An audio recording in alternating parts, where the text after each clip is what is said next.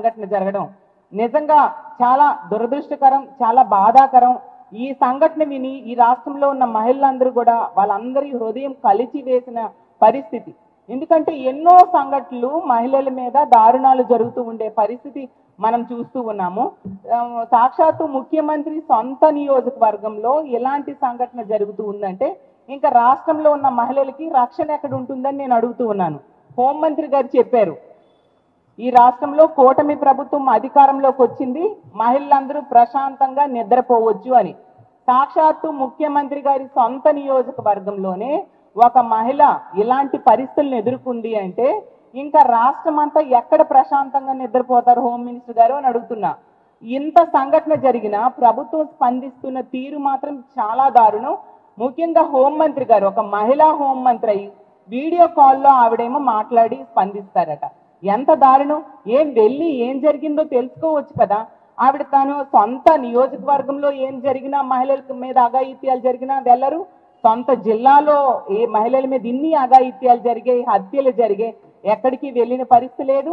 నివాసం ఉంటున్న విశాఖపట్నంలో ఇన్ని అత్యాచారాలు జరిగినా ఎక్కడికి అయినా వెళ్ళి ఆ కుటుంబానికి భరోసా ఇవ్వడం, ఆ అమ్మాయిలకి ధైర్యం చెప్పడం ఉండే పరిస్థితి మనం చూడలేదు. అలాగే మొన్ననే చూసాము, అనంతపురం జిల్లాలో ఒక బాలికని 6 రోజుల క్రితమే తల్లిదండ్రులు కంప్లైంట్ ఇచ్చినా కనిపించడం లేదని పట్టించుకోకపోవడం వల్ల 6 రోజుల తర్వాత ఆ అమ్మాయి శవమై తేలిన పరిస్థితి చూసాం. ఇంత పెద్ద సంఘటన జరిగిన హోమ్ మినిస్టర్ గారు కనీసం పట్టించుకోలేదు. అలాగే శ్రీ సత్యసాయి జిల్లాలో తెలుగుదేశం పార్టీ కార్యకర్తలు ఒక మైనర్ బాలికను, ఒక దళిత మైనర్ బాలికను దారుణంగా వీడియోస్ తీస్తూ అత్యాచారం చేశారు. అది 6 నెలలు అత్యాచారం చేసి చాలా దారుణమైన పరిస్థితులను అక్కడ కూడా హోమ్ మినిస్టర్ గారికి వెళ్ళడానికి తీరిక లేదు, స్పందించడానికి కూడా తీరిక లేదు. అంత దారుణంగా అంత నిర్లక్ష్యంగా ఉండే పరిస్థితి మనం చూస్తూ ఉన్నాము. కానీ సాక్షి మీద తీసుకుంటే ఆ రోజు అక్రమ కేసు పెట్టడానికి, లేని విషయాన్ని సృష్టించడానికి, కంప్లైంట్ ఇవ్వడానికి మాత్రం ఈవిడికి తీరిక ఉంది. వెంటనే పోలీసుల దగ్గరికి వెళ్ళి కంప్లైంట్ ఇవ్వడం జరిగింది. వీడియో కాల్లో స్పందించడం ఏంటి హోమ్ మినిస్టర్ గారు? స్వయంగా వెళ్ళి ఏం జరిగిందో తెలుసుకోవాలి కదా. మనం ప్రజాస్వామ్యంలో ఉన్నామా, రాక్షస రాజ్యంలో ఉన్నామా? ఎంత దారుణమైన పరిస్థితులు జరుగుతున్నాయి. ముఖ్యమంత్రి గారైతే చెప్పారు, ముఖ్యమంత్రి అయిన వెంటనే ఈ రాష్ట్రంలో ఎవరు ఆడబిడ్డపై చేయేసినా అదే వాళ్ళకి చివరి రోజు అనేసి. మరి ఎంతమంది ఆడబిడ్డల మీద చేతులు వేస్తున్నారు, వాళ్ళ ప్రాణాలు తీస్తూ ఉన్నారు. మరి చివరి రోజు అవుతుందా ముఖ్యమంత్రి గారు అని నేను అడుగుతున్నాను. మీ సొంత నియోజకవర్గంలో ఒక మహిళ మీద ఇంత దారుణంగా మీ టీడీపీ కార్యకర్తే దాడి చేశాడు, చెట్టుకు కట్టేసి అంటే ఎంత హేయమైన చర్య. మీరు దీనికి స్పందించరా, కఠిన చర్యలు తీసుకోరా అని నేను అడుగుతూ ఉన్నాను. అలాగే డిప్యూటీ సీఎం గారు అసలు మహిళల మీద ఎవరైనా చేయి వేస్తే తాట తీస్తానన్నారు. మరి ఎక్కడ తాట తీస్తూ ఉన్నారు? ఇన్ని సంఘటనలు జరుగుతున్నాయి రోజు ఈ జరుగుతున్న సంఘటనల గురించి మేము ప్రెస్ మీట్స్ పెట్టి చెప్తూ ఉన్నాము. అయినా మీరు ఎవరికి తాట తీసిన పరిస్థితులు అయితే కనిపించడం లేదు. అసలు ఈ సంఘటన కూడా సాక్షి వాళ్ళు వెళ్ళి ఆ విషయాన్ని వెలుగులోకి తీసుకొస్తే అప్పుడు ప్రభుత్వం కానీ పోలీసులు కానీ స్పందించారు. అంతవరకు పట్టించుకున్న దాఖలాలు లేదు. అంత దారుణంగా మహిళల భద్రత గాలికి వదిలేసిన పరిస్థితి ఈ రాష్ట్రంలో ఉంది. తీసుకుంటే ముఖ్యమంత్రి గారు, అలాగే లోకేష్ గారు, అలాగే డిప్యూటీ సీఎం గారు, హోంమంత్రి గారు ఏం చెప్పారు?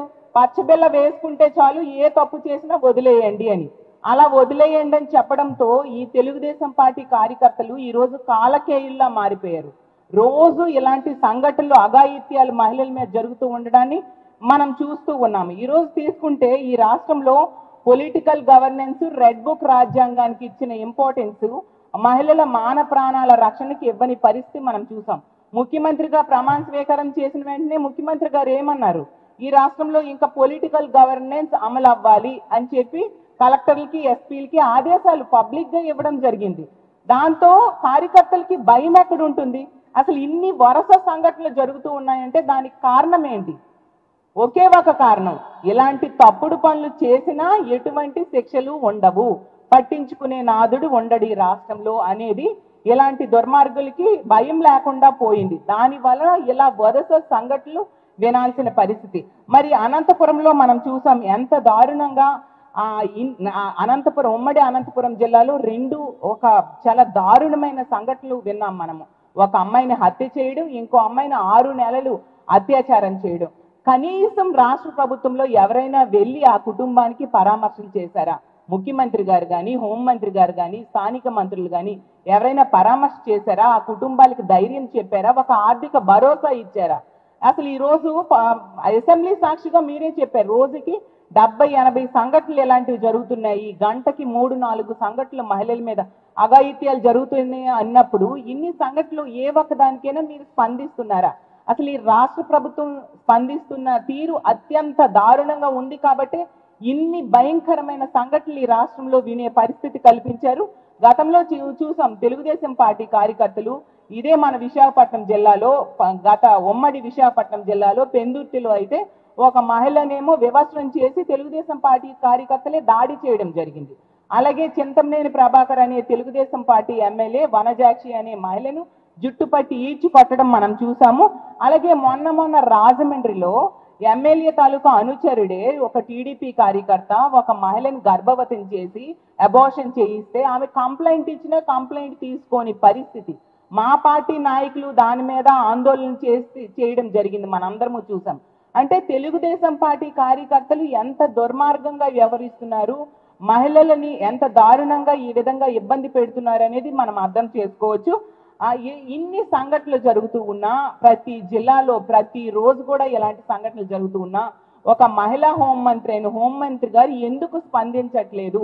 వీడియో కాల్లో స్పందించడం ఏంటి? స్వయంగా వెళ్ళాలి కదా, అవసరం లేని వాటికి ప్రెస్ మీట్స్ పెడుతూ ఉంటారు కదా. ఇన్ని అఘాయిత్యాలు జరిగినప్పుడు మీరెందుకు స్వయంగా వెళ్ళి వాళ్ళకి పరామర్శ చేసి ఓదార్పునివ్వటం లేదు అని నేను అడుగుతూ ఉన్నాను. అలాగే తీసుకుంటే ముఖ్యమంత్రి గారు ఎప్పటికైనా ఈ మహిళల రక్షణ మీద స్పందించండి, మహిళల రక్షణ కోసం రివ్యూలు పెట్టండి, సమీక్షలు చేయండి. ఇవి మీరు అధికారంలోకి వచ్చి సంవత్సర కాలం, ఒక ఏడాది గడిచింది, ఎప్పటికీ ఒక్క రివ్యూ కూడా మీరు మహిళల రక్షణ కోసం చేపట్టలేదు అనేది అందరికీ తెలుసు. ఒక్క రివ్యూ కూడా మహిళల రక్షణ కోసం చేపట్టకపోవడం వల్ల ఈరోజు ఇన్ని దారుణాలు జరుగుతూ ఉన్నాయి. పోలీసులందరినీ కూడా రెడ్ బుక్ రాజ్యాంగం అమలుకే ఉపయోగిస్తూ ఉన్నారు. అలాగే తీసుకుంటే పోలీసు అందరినీ కూడా కక్ష సాధింపు చర్యలకి వాడుతూ ఉన్నారు. ప్రతిపక్ష పార్టీ నాయకుల మీద అక్రమ కేసులు పెట్టడం, అలాగే అక్రమ అరెస్టులు చేయడం మీద దృష్టి సారిస్తున్నారు తప్ప మహిళల రక్షణ మీద కానీ ప్రజల రక్షణ మీద కానీ ఎటువంటి దృష్టి సారించట్లేదు. అలాగే ఎటువంటి చర్యలు తీసుకోవట్లేదు. ఎప్పటికైనా ఈ కుప్పం మండలం నారాయణపురంలో ఈ శిరీష అనే ఆవిడికి జరిగిన దారుణానికి మీరు స్పందించండి. ఈ సంఘటనకి మా వైఎస్ఆర్ కాంగ్రెస్ పార్టీ తీవ్రంగా ఖండిస్తూ ఉన్నాము. ఖచ్చితంగా ఆ కుటుంబానికి మా పార్టీ అండగా ఉంటుంది. ఈ ప్రభుత్వం ఇన్ని పదవుల్లో మీరు ఉన్నారు, మీకు ఎందుకు ఈ పదవులు ఇచ్చారు? ప్రజల్ని రక్షించమనేసి, మహిళల్ని రక్షించమనేసి. అది చేయకుండా మీరు గాలి కొదిలేశారు, మహిళల మాన ప్రాణాలు గాలి కొదిలేశారు. ప్రతి సంఘటనలో కూడా ప్రభుత్వ నిర్లక్ష్యము, పోలీసుల వైఫల్యం క్లియర్గా కనిపిస్తూ ఉంది. ఎప్పటికైనా మీరు స్పందించి ఆ కుటుంబానికి అండగా నిలబడండి. ఈ తప్పు చేసిన దుర్మార్గులకి కఠినమైన శిక్ష వేయాల్సిన అవసరం ఉంది. అలాగే ఇన్ని సంఘటనల్లో కూడా మీరు కనీసం స్పందించట్లేదు. ఆ కుటుంబాలకు ఒక ఆర్థిక భరోసా ఇవ్వాల్సిన అవసరం ఉంది. ఈ రాష్ట్రంలో తీసుకుంటే 6 నెలల చిన్నారి నుంచి 60 సంవత్సరాల వృద్ధురాలి వరకు అత్యాచారాలకి, అఘాయిత్యాలకి, దాడులకి గురవుతూ ఉన్నారు. ఇన్ని సంఘటనలు ఏ ఒక్క సంఘటనకైనా మీరు వెళ్ళి స్పందించి ఆ కుటుంబానికి అండగా నిలబడడం కానీ, ఆర్థిక భరోసా ఇవ్వడం కానీ జరగలేదు. ఎప్పటికైనా రాష్ట్ర ప్రభుత్వం కళ్ళు తెరుచుకొని మహిళల రక్షణ మీద దృష్టి పెట్టండి. ఈ కుటుంబాలన్నిటి కూడా ఆర్థిక సాయం ఇవ్వాల్సిందిగా కోరుతున్నాము.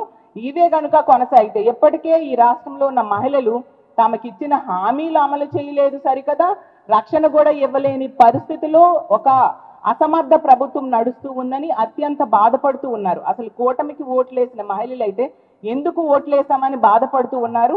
తీవ్రమైన వ్యతిరేకత ప్రారంభమైంది. ఇదే కనుక కొనసాగితే మహిళల సపోర్ట్తో ప్రభుత్వం మీద ఒత్తిడి తీసుకురావడానికి మా వైఎస్ఆర్ కాంగ్రెస్ పార్టీ సిద్ధంగా ఉందని తెలియజేస్తూ సెలవు తీసుకుంటున్నాను.